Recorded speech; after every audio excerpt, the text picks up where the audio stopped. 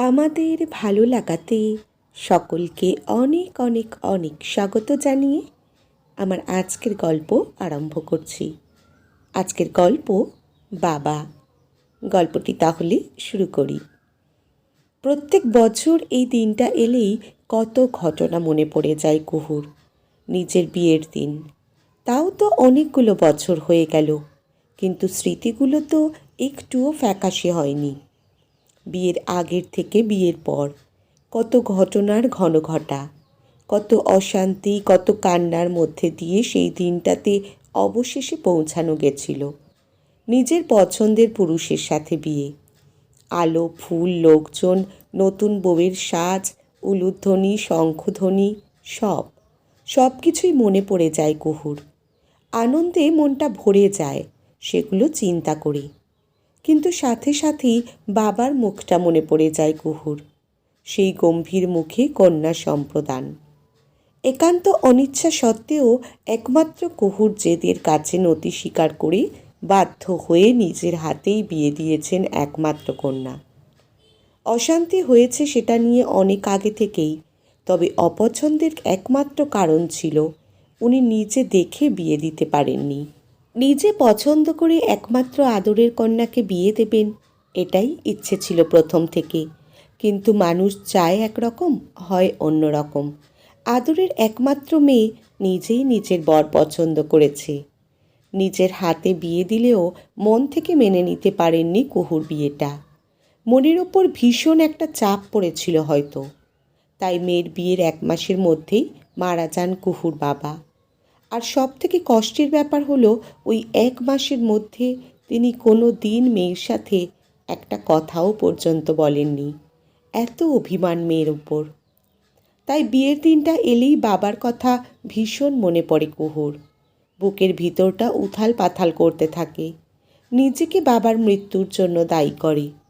তার প্রিয় বাবা তার জন্যই বাঁচতে পারল না। বাবা বাবা বলে ডুকরে কেঁদে ওঠে কুহু। বছর 5 আগে এরকম একটা বিয়ের দিনে মনের মধ্যে বাবার জন্য ভীষণ কষ্ট হচ্ছিল। দোতলার ঘরে জানলা দিয়ে আকাশের দিকে তাকিয়ে বাবাকে খুঁজছিল কুহু। 2 একবার বাবা বাবা বলে ডেকে ক্ষমাও চাইছিল বাবার কাছে। ঠিক তখনই নিচে মেইন গেটে একজন এসে দাঁড়ালেন, হরে কৃষ্ণ বলে। পরনে সাদা ধুতি পাঞ্জাবি, কপালে তিলক কাটা, হাতে করতাল। মৃদু স্বরে হরিনাম করছেন। অশক্ত শরীর, দেখে খুব দুর্বল মনে হলো। ভিক্ষা চাইছিলেন। ওপর থেকে তাকে দেখে কেমন একটা মনে হলো কুহুর। দৌড়ে নিচে নেমে দরজার কাছে চলে গেল। ভদ্রলোকটিকে আগে তো কখনো দেখেনি কুহু। তাড়াতাড়ি করে তাকে এক হাত ধরে বাড়ির ভিতরে নিয়ে গিয়ে বসালো কুহু। 1 গ্লাস জল আর কিছু খাবার দিল তাকে। না, তিনি এত খাবার খেতে পারেন না। একটু মিষ্টি আর জল খেলেন। কুহু তাকে নমস্কার করে বলল যে আজ তার বিবাহবার্ষিকী। ভদ্রলোক প্রাণ ভরে আশীর্বাদ করলেন কুহুকে। কুহুর মনে হলো যেন তার সামনে তার বাবা বসে আছে। মনটা ভীষণ ভালো লাগতে শুরু করলো। কত গল্প করলো ভদ্রলোকের সাথে। কথায় কথায় জানতে পারল পরের স্টেশনে ভদ্রলোকের বাড়ি। ভাড়া বাড়িতে একাই থাকেন। স্ত্রী মারা গেছেন বেশ কিছু বছর। কোনো সন্তান নেই তাদের। একটা দোকানে মেশিন সেলাইয়ের কাজ করতেন, কিন্তু বয়সজনিত শারীরিক অসুবিধার জন্য তারা আর কাজে রাখেনি। তাই বাধ্য হয়ে যেটুকু পারেন হরিনাম গেয়ে ভিক্ষা করে নিজের পেট চালান। কুহুর চোখে জল এসে গেল। এত কষ্ট এই মানুষটার, এই বয়সী লোকের দরজায় দরজায় ঘুরতে হচ্ছে।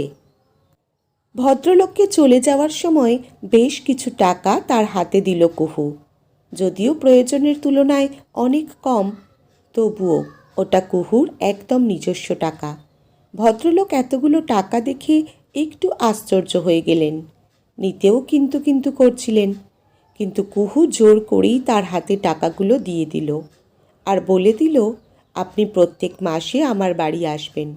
কারণ ভদ্রলোক মাসে একদিন একদিন করে এক এক জায়গায় যান ভিক্ষা করতে, যতটা শরীরে পারেন। পরের কটা মাস বেশ ভালোই কেটে গেল। মাসের একটা নির্দিষ্ট সময়ে ভদ্রলোক আসেন। কুহু জল মিষ্টি খাইয়ে তার হাতে টাকা গুঁজে দেয়। কত গল্প করে দুজনে, যেন বাবা মেয়ে। স্বামীকেও কুহু ভদ্রলোকের কথা বলেছে, তিনিও দেখেছেন ভদ্রলোককে।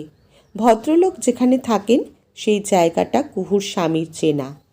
কুহুকে বলেছে, তোমাকে একদিন ভদ্রলোকের বাড়িতে নিয়ে যাব, খুঁজে ঠিক বের করে নিয়ে ওনাকে অবাক করে দেব। না, অবাক করে দেওয়া আর হলো না। 8 মাস পর থেকে উনি আসা বন্ধ করলেন। প্রত্যেক দিন কুহু রাস্তার দিকে তাকিয়ে থাকতো ওনাকে দেখার জন্য। করতালের আওয়াজ শুনলেই দৌড়ে জানালায় আসতো। ওই ভদ্রলোক এলো কিনা দেখতে, কিন্তু ওনাকে আর দেখা গেল না। 2 মাস কেটে গেল। ভাবল হয়তো শরীর খারাপ, তাই আসতে পারছেন না। স্বামীকে খোঁজ নেওয়ার কথা বলল কুহু। উনি যে দোকানে কাজ করতেন সেই দোকানে খবর নিল কুহুর স্বামী। দোকান থেকে জানালো ভদ্রলোক মারা গেছেন মাসখানেক আগে। ভীষণ ভীষণ মন খারাপ হয়ে গেল কুহুর। আর একবার নিজেকে দোষারোপ করতে লাগলো।